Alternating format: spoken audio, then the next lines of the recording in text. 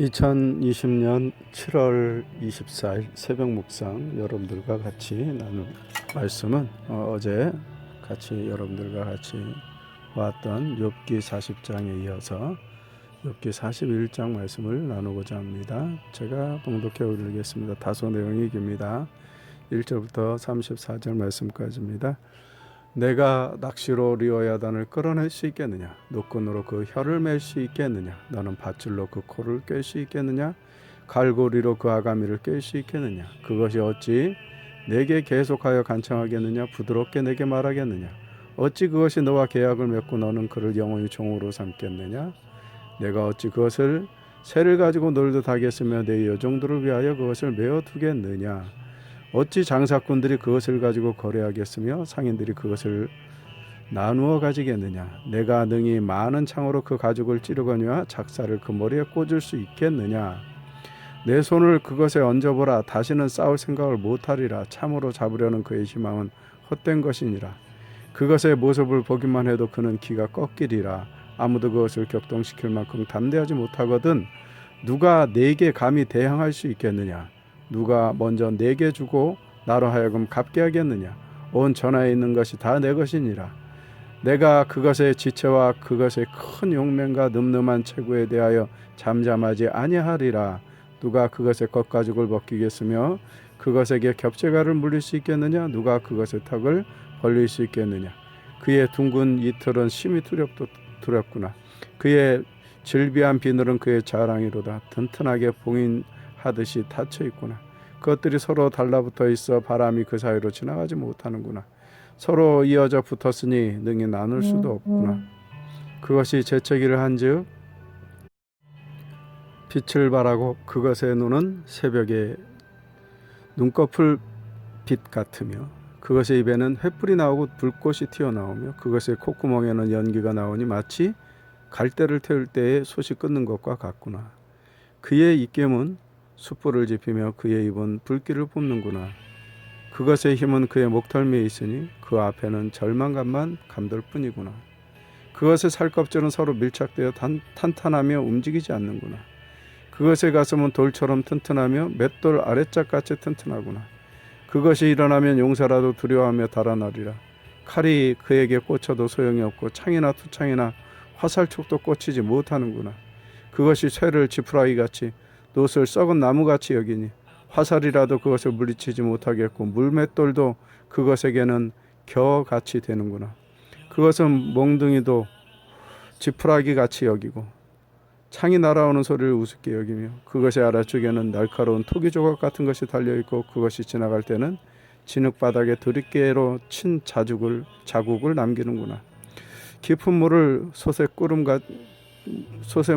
같게 하며 바다를 기름병같이 다루는구나. 그것의 뒤에 빛나는 물줄기가 나오니 그는 깊은 바다를 백발로 만드는구나. 세상에는 그것과 비교할 것이 없으니 그것은 두려움이 없는 것으로 지음을 받았구나. 그것은 모든 높은 자를 내려다보며 모든 교만한 자들 위에게 군림하는 왕이니라. 오늘 본문의 말씀의 내용이 다소 긴데요. 내용이 긴 만큼 사실 이게 새벽에 묵상으로 하기에는 아주 깊은 내용이 있고 또 우리가 살펴봐야 되는 많은 내용들이 있어요. 근데 다 그것을 여러분들에게 말씀 못 드리겠고 언젠가 제가 또 한번 특강을 했으면 좋겠어요. 근데 진잠제일교회에서 제 특강을 들은 분도 있고 못 들은 분도 있고 그래서 창조론과 진화론에 관해서는 아마 제 또래에서는 제가 어느 정도 꽤 전문가가 아닌가 싶습니다. 왜냐하면 너무 관심이 많았던 부분이었기 때문이기도 하고요. 오늘 이제 본문에 나와 있는 본문 제목을 제가 리워야단이라고 정했어요. 욥기 41장에 내가 낚시로 리워야단을 끌어낼 수 있겠느냐 하는 그 리워야단이 예전에는 그냥 악어로만 번역이 됐다는 거. 그 마치 악어로만 번역돼도 큰 문제가 없을 것 같은데 큰 문제가 있어요. 왜냐하면 여기에 보면 장사꾼들이 그것을 놓고 거래하겠으며 능히 많은 창으로 그 가죽을 찌르거나 작사를 그 머리에 꽂을 수 있겠느냐 뭐 이런 얘기가 나와요. 또 내 손을 그것에 얹어보라 다시는 싸울 생각을 못하리라. 참으로 잡으려는 그의 희망은 헛된 것이라. 이런 표현이 악어라면 전혀 쓸 수 없는 말이에요. 왜 그런지 아십니까? 또 더더군다나 장사꾼들이 그것을 놓고 거래하겠느냐라고 그랬는데 악어 가죽은요 예전부터 아주 비싼 고급 가죽으로 썼습니다. 지금도 악어로만 가죽으로 만든 핸드백은 굉장히 비싼 겁니다. 최고급 핸드백에 해당되는 걸 악어 가죽 핸드백이라고 예전에 거의 뭐 최고급 핸드백의 대명사이기도 했습니다. 악어 가죽으로 만들었다. 그만큼 장사꾼들이 장사를 많이 했어요. 그리고 싸우려는 생각이 나지 않을 만큼 악어가 그렇게 대단한 동물인가? 아닙니다.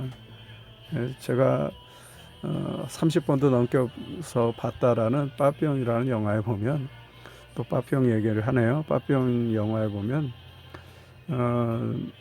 빠삐용이 그 습지에서 악어를 맨손으로 잡는 장면이 나와요. 참 그 영화 어떻게 촬영했는지 모릅니다. 물론 그 아주 큰 악어는 아니지만 그래도 사람이 상대하기가 만만치 않은 사이즈의 악어를 맨손으로 잡는 장면이 나옵니다. 지금도 사람들은 능숙한 사냥꾼들은 올가미만 가지고도 악어를 잡습니다. 그러니까 욥기 41장에 악어로 번역된 건 아주 잘못됐다라는 거죠. 그래서 이렇게 원어로 번역이 되니까 우리가 다시 한번 그 본문의 말씀의 의미를 다시 한번 헤아려 볼 수가 있습니다. 하나님께서 이 리워야단에 대해서 이렇게 표현하십니다. 근데 성경에는 악어라고 번역이 되어 있는 것들이 참 많이 있어요. 몇 군데 있는데 레위기 11장에 있는 악어는 뭐 육지 악어라고 그랬는데 그 원어상으로 보면 코우 이렇게 돼 있어요. 그래서 뭐 이거는 뭐 악어로 번역을 하기에도 좀 어려운 부분이 있어요. 그런데 어쨌든 이 코우라는 것은 일종의 동화뱀 부치 정도 되지 않겠나 그렇게 보는 겁니다. 어디에는 또 그 코우를 카멜레온이라고 이렇게 번역을 해놨는데 또 카멜레온은 또 별도로 또 이렇게 번역을 해놨어요. 그래서 이번에 개혁개정판을 하면서도 이 사람들이 좀 헷갈린 게 있었나 보다. 원어상에 번역을 잘 못한 부분이 있다 그런 생각이 좀 들었어요. 또 이사야 27장에 보면은 이제 악어는 아니고 거기에 보면 그날의 여호와께서 크고 강한 칼로 날랜 뱀 리워야단 곧 꼬불꼬불한 뱀 리워야단을 벌하시며 바다에 있는 용을 죽이시리라 이렇게 말씀을 하세요. 리워야단을 꼬불꼬불한 뱀이라고도 표현하고 바다의 용이라고도 표현하고 있습니다. 계시록에는 또 이제 옛뱀이라는 그런 표현도 되어 있습니다만 뭐 이건 좀 많이 떨어진 얘기니까 에스겔 29장 3절에 보면 에스겔 29장 3절에 보면 악어로 번역되어 있는 내용이 나오는데 이제 그 악어는 애굽 왕 바로에 관한 이야기를 하는 겁니다. 그런데 그 악어라는 표현이 뭐라고 이게 원어상으로 되냐면 타닌이라고 되어 있어요. 이건 이제 다른 데서는 이제 타님으로 이렇게 발음되는 것도 있어요. 표기가. 그래서 타닌이 됐던 타님이 됐던 큰 이제 뱀 또는 큰 바다 괴물 이렇게 볼 수가 있어요. 그래서 탄닌이라는 것이 학계에서는 이제 생물학으로 분류할 때 이거는 큰 바다의 괴수 정도 이렇게 번역을 하면 그렇게들 나와요. 그래서 같은 에스겔 32장에도 역시 마찬가지로 애굽왕 바로를 바다 가운데 큰 악어라고 이렇게 탄인이라고 표현을 해놨어요. 또 시편 74편하고 시편 104편에는 또 이게 악어를 아예 거긴 리오야단이라고 그냥 번역을 해놨어요. 그나마 다행이죠. 예전에는 이게 다 한글 개역 성경, 개역 개정 이전에는 그냥 악어로 번역이 됐었던 거예요. 그래서 시편 74편 14편 14절에 보면 악어의 머리를 파쇄하시고 그런데 지금은 여러분 개역 개정판에는 리오야단의 머리를 파쇄하시고 이렇게 돼 있어요. 시편 104편 26편에 역시 옛날 한글 개역 성경은 악어로 돼 있는데 선척이 거기 달며 주의 지으신 리오야단이 그 속에서 노나니 뭐 이렇게 지금 리오야단으로 다 번역이 돼놨어요. 이거는 잘한 거예요. 정말 잘했어요. 왜냐하면 악어로 번역해서는 안 되는 단어이기 때문에 그래요. 왜냐하면 리오야단은 일반 악어하고 달라요. 리오야단은 굉장히 큰 바다 괴물을 얘기하는 거예요. 이 부분에도 바다라고 표현하는 게 좀 정확하지는 않습니다만 물 속의 괴물이다. 그러니까 수생생물 중에 큰 것이다 이렇게 볼 수가 있어요. 이 존재에 대해서 하나님께서 설명을 쭉 하세요. 그의 질비한 비늘 15절에 보면 오늘 41장 15절에 보면 질비한 비늘은 그의 자랑이고 튼튼하게 봉인돼서 닫혀 있고 달라붙어 있는데 그 사이에 바람이 지나가지 못하고 능히 나눌 수도 없고 재채기를 했는데 빛을 발하고 그의 눈은 새벽의 눈꺼풀 빛 같으며 그 입에서는 무엇이 나온다 그러냐면 19절에 놀라운 얘기예요. 횃불이 나오고 불꽃이 튀어나온대요. 야, 이 정도면 이건 완전 신화 같은 얘기잖아요. 정말 그럴 수가 없잖아요. 짐승이 불을 뿜는 거 보셨어요? 예, 여러분 아마 뭐 애니메이션이나 만화 영화나 또는 SF 영화에서나 나올 법한 그런 이야기가 여기 맞춰 써 있어요. 생물체가 과연 불을 뿜는 게 있느냐? 거기에 딱 생각을 하면은 사람들이 그럴 수가 없다. 이거는 전설의 신화에 관한 얘기다. 그러니까 성경은 신화 같은 얘기다. 이렇게 하고 넘어가요. 더더군다나 아주 구체적으로 뭐라고 얘기하냐면 콧구멍에서는 연기가 나오니 마치 갈대를 태울 때 솥이 끓는 것과 같구나. 그의 입김은 숯불을 지피며 그의 입은 불길을 뿜는다. 분명히 불을 뿜는다 그랬어요. 그게 얼마나 단단한지. 그 가슴은 돌처럼 튼튼하고 맷돌 아래짝까지 튼튼하다 그랬어요. 그것이 일어나면 용사도 두려워서 달아나고 칼이 꽂혀도 소용없고 창이나 투창이나 화살촉도 꽂히지 못한다 그랬어요. 그것이 쇠를 지푸라기 같이 놋을 썩은 나무 같이 여긴다 했고 화살이라도 그것을 물리치지 못하고 물맷돌로도 그것에는 겨와 같다 그랬어요. 그것은 몽둥이를 지푸라기로 여기고 날아오는 창도 우습게 여기고 날카로운 토기 조각 같은 것이 배에 달려가지고 진흙바닥에 드립개로 친 자국 같은 것을 남긴다 그랬어요. 깊은 물을 솥에 물이 끓음과 같이 하며 바다를 기름병같이 다룬다 그랬어요. 이런 표현들은 33절 34절에 이렇게 아주 마무리하죠. 세상에는 그것과 비교할 것이 없고 그것을 두려워하는 것 없이 그것이 지음을 받았고 모든 높은 것을 내려다보며 교만한 자들에게 군림하는 왕이 되었다. 그렇게 그런 존재로 하나님이 그를 그 리오야단을 지었다고 말씀을 하셨어요. 이런 리오야단에 관한 표현들은 진짜 앞에도 말씀드렸지만 마치 이 존재를 전설 속의 상상의 동물처럼 이렇게 이야기합니다. 그러면 육상동물이 불을 뿜고 그렇게 탱크처럼 지나가는 그런 모습이 과연 있을 수 있겠는가? 과연 생물체가 불을 뿜을 수 있을까? 뜨거운 가스를 뿜어낼 수 있겠는가? 불을 붙일 만큼 뜨거운 가스가 과연 붙을 수 있겠는가? 예, 그 부분에 대해서는 창조과학회에서 좋은 자료를 준 게 있어요. 예, 우리말로는 폭탄먼지벌레라고 합니다. 이게 이름으로는 이게 비틀, 딱정벌레 중에 한 과인데, 봄바르디어라 그래요.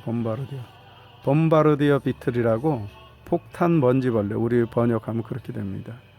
왜 폭탄먼지벌레인지 여러분이 직접 영상을 보시면 알 것 같은데, 이게 한 1.5cm 되니까는 아주 작은 것도 아니에요. 근데 이 딱정벌레가 몸속에 어떤 물질을 가지고 있는데, 이게 폭발성 물질인 하이드로퀴논과 과산화수소수를 갖고 있어요. 여러분도 생물이 이런 화학 약품을 몸에 지니고 있다는 게 대단하지 않아요? 그런데 이 두 가지가 적절하게 배합이 돼요. 적절하게 배합이 안 되면 뱃속에서 뻥 터져 버려요. 그래서 두 가지가 발사되는 것이 아주 적절한 비율을 가지고 적절한 타이밍에 두 가지 액체를 갖다가 꽁무니에서 뿜어내야 돼요. 그래야 그것이 나가면서 하이드로퀴논과 과산화수소가 반응을 하면서 100도씨 이상 되는 아주 뜨거운 열 화상을 입힐 수 있답니다. 이게 실제로는 불꽃과 거의 마찬가지죠. 사실은 뭐 전기뱀장어 같은 건 전기를 일으킨다는 건 우리가 다 알고 있는 얘기고요. 그런 뭐 생물에게 전기 현상이 일어나는 것에 대해서는 더 말할 것도 없습니다. 그러니까 생물이 화학약품도 이렇게 분출해 가지고서는 화상을 입힐 정도라면 메탄이나 이런 것을 가두고 있다가 뿜어내면서 치아나 이런 기관들을 이용해 가지고 불꽃을 얼마든지 만들어낼 수 있지 않겠어요? 동물도 불꽃을 만들 수 있으리라고 생각을 합니다. 일단은 메탄에 불만 붙이면 되니까 이빨을 통해서 이빨을 부딪혀 가지고 불꽃을 내든 얼마든지 가능한 얘기입니다. 왜냐하면 우리의 치아는 이게 범랑질로 되어 있잖아요. 동물의 치아 역시 부분적으로 범랑질로 되어 있습니다. 또 정전기를 일으켜서라도 또 불꽃을 내서 메탄을 내 착화를 시킬 수도 있겠죠. 실제로 공룡 화석 중에 학자들은 불을 뿜었을 거라고 생각하는 그러한 공룡들에 관한 내용이 있습니다. 그 공룡들이 코리토사우루스라는 공룡이 있고요.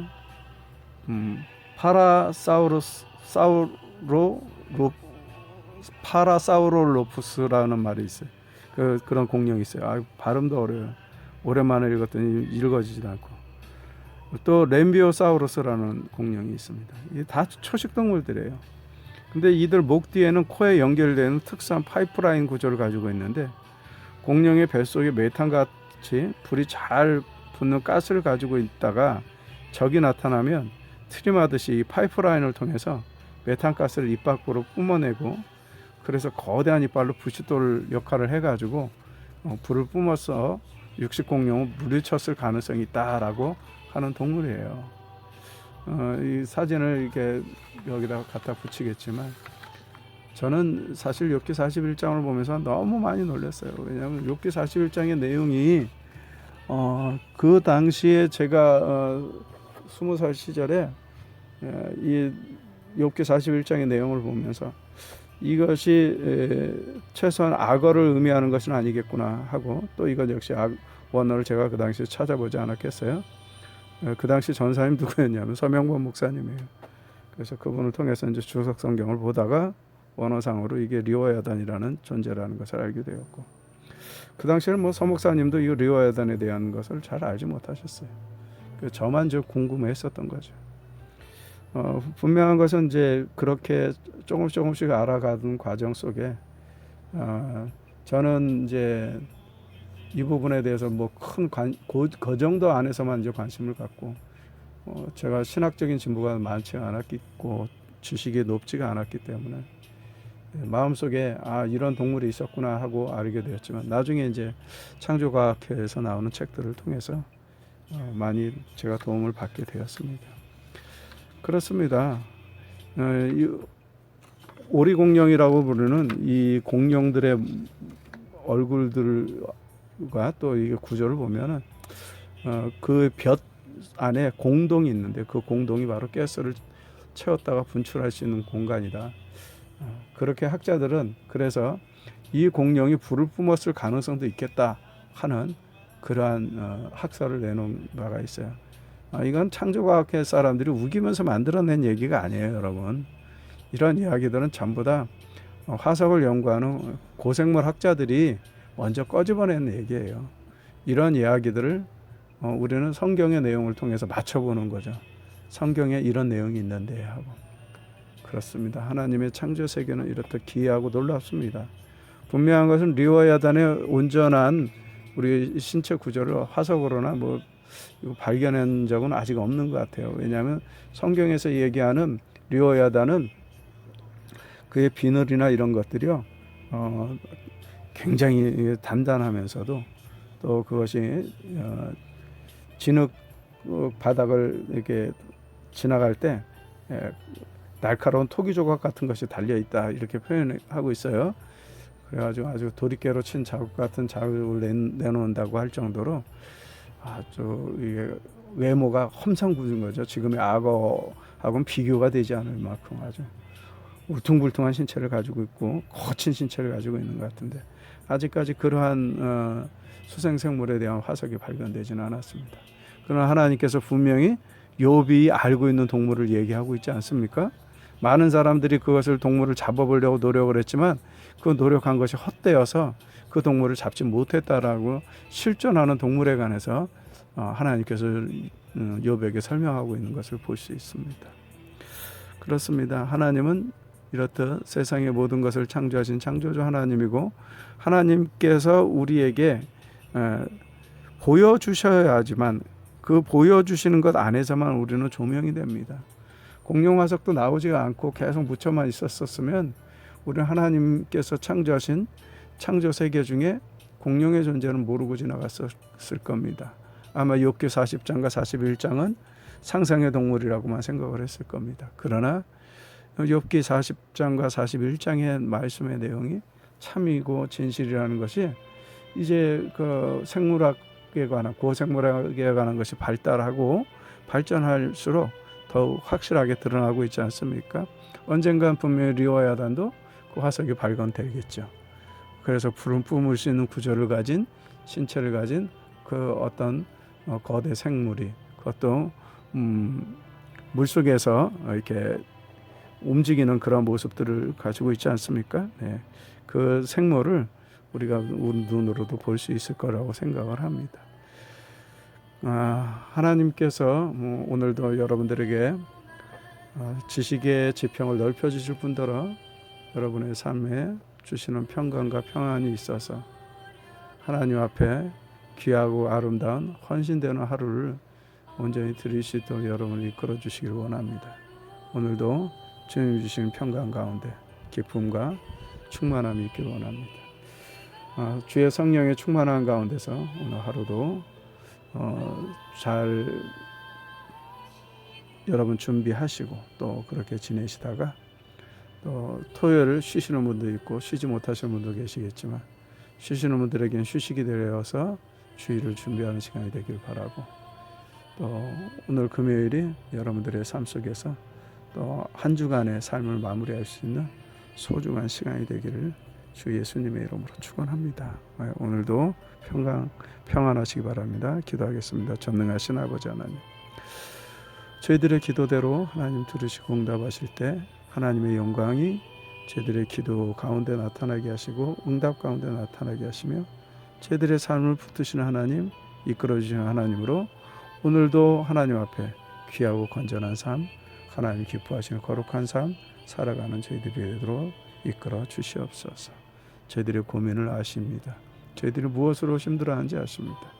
하나님 아시는 저희들의 삶을 직접 개입해 주시고 그 가운데 역사하소서. 예수님 이름으로 기도합니다. 아멘.